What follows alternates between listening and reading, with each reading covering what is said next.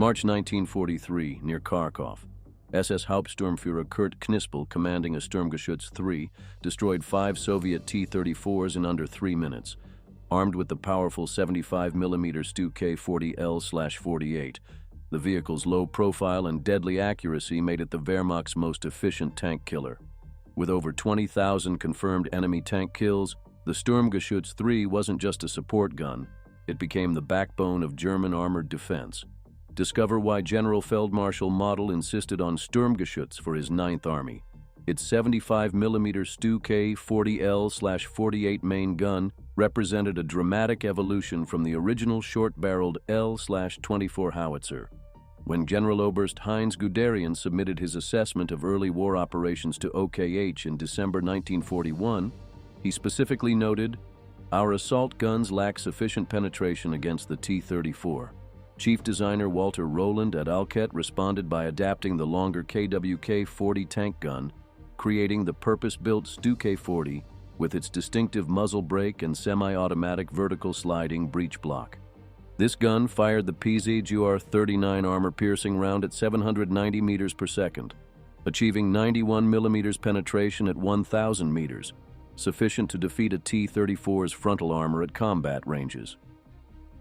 The gunner, positioned on the right side of the fighting compartment, utilized the SFLZ-F1 gun sight with its 5x magnification and 8-degree field of view, allowing precise targeting at ranges exceeding 1,500 meters. Ammunition stowage underwent continuous refinement throughout production. Early AOSF-F models carried 44 rounds, while the AOSF-G increased capacity to 54 projectiles, with ready racks positioned for optimal loader access. The loader, standing to the left of the breech, could achieve 6 to 8 rounds per minute in combat conditions. Slower than turreted tanks, but compensated by superior first-hit probability due to the vehicle's low silhouette. The Sturmgeschütz's armor protection demonstrated German pragmatic engineering. The frontal glacis plate measured 80 millimeters thick at 30 degrees in late production models, offering effective protection against the Soviet 76.2 millimeter F-34 gun at ranges beyond 500 meters. Side armor remained relatively thin at 30 millimeters, necessitating careful tactical employment.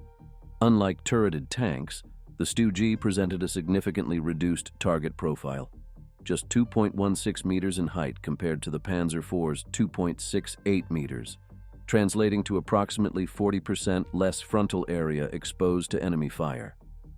General Feldmarschall Walter Model, commanding 9th Army during Operation Citadel, specifically requested Sturmgeschütz IIIs for his formations due to this survivability advantage. General Major Horst Grossmann of the 6th Infantry Division reported after the battles near Orel, "Our StuG survived direct hits that would have destroyed conventional tanks." The vehicle's Maybach HL120 TRM engine, producing 300 horsepower at 3,000 RPM, powered the 23.9-ton StuG III AOSF-G to a maximum road speed of 40 kilometers per hour. However, its practical cross-country speed rarely exceeded 15 to 20 kilometers per hour. The transmission, a 6-speed ZFSS-G77 with 1 reverse gear, was known for its reliability, but required skilled drivers. The final drive ratio of 5.29 to 1 balanced acceleration with top speed effectively. Fuel capacity of 320 liters provided an operational range of approximately 155 kilometers on roads, inadequate for Eastern Front operations. Field modifications frequently included mounting additional fuel drums on the rear deck, a practice standardized in later production models. Tank Commander Hauptmann Hans Bolter noted in his after-action report following operations in Ukraine, "The limited fuel capacity forces constant resupply, limiting our operational flexibility." The torsion bar suspension system, inherited from the Panzer III chassis, utilized 6 small road wheels per side with 3 return rollers. This system provided acceptable cross-country performance, but proved vulnerable to freezing in Russian winters. Maintenance crews developed special procedures detailed in the Ausführung G maintenance manual issued by Alket in late 1943, requiring periodic cycling of the suspension in extreme cold to prevent seizure. Communication equipment evolved significantly throughout production. Early models utilized the StuG V radio with a range of approximately 3 kilometers, later upgraded to the StuG XVI with improved reliability and range up to 8 kilometers. The four-man crew configuration, commander, gunner, loader, driver, in standard models created significant communications challenges within the vehicle, especially during combat operations.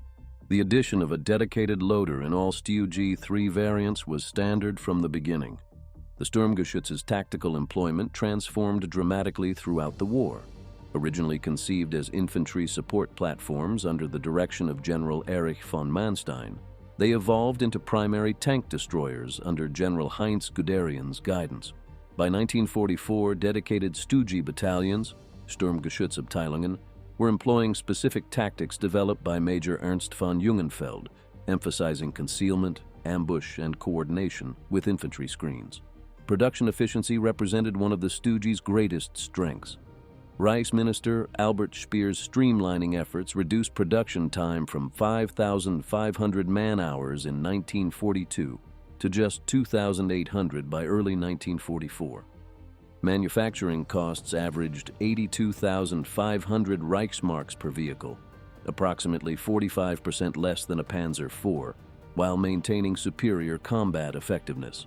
This efficiency allowed Germany to produce 10,500 units, despite increasing resource constraints. The Sturmgeschütz's combat record confirms its effectiveness. According to Wehrmacht records analyzed by historian Franz Wilhelm Lochmann, StuG III's accounted for approximately 20,000 enemy tank kills throughout the war, at a remarkably favorable exchange ratio. During the battles around Lake Balaton in March 1945, a single StuG battalion under Obersturmbannführer Otto Skorzeny claimed 45 Soviet tanks destroyed while losing only 8 vehicles. Technical limitations became increasingly apparent as the war progressed. The fixed superstructure limited traverse to just 20 degrees, 10 degrees left and right, forcing the entire vehicle to rotate for larger adjustments, a significant disadvantage in fluid combat situations. Commander Otto Carius, who served in both StuG and Tigers, wrote, "The Sturmgeschütz demands perfect position selection before engagement, as it cannot quickly shift targets across a wide arc.